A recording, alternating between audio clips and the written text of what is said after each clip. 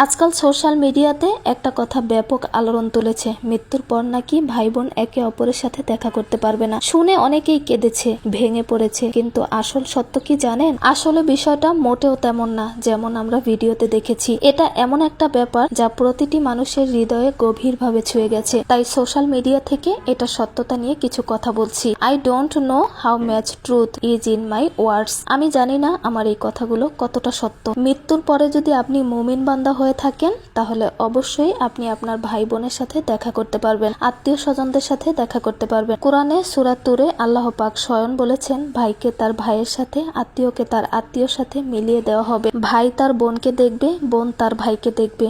তবে যদি একজন জান্নাতি আরেকজন জাহান্নামী হয় তাহলে এই দেখাই তাদের শেষ দেখা। কিন্তু যদি দুজনেই জান্নাতবাসী হয় তাহলে মন চাইলেই যতবার ইচ্ছা ততবার একে অপরের সাথে দেখা করতে পারবে। তাহলে হতাশ হবেন না, আপনার দোয়াই আপনার আমল এগুলোই নির্ধারণ করবে মৃত্যুর পর আপনজনদের সাথে দেখা করতে পারবেন কিনা। কারণ জান্নাত বিচ্ছেদ নয়, সেখানে শুধু মিলন আর সুখ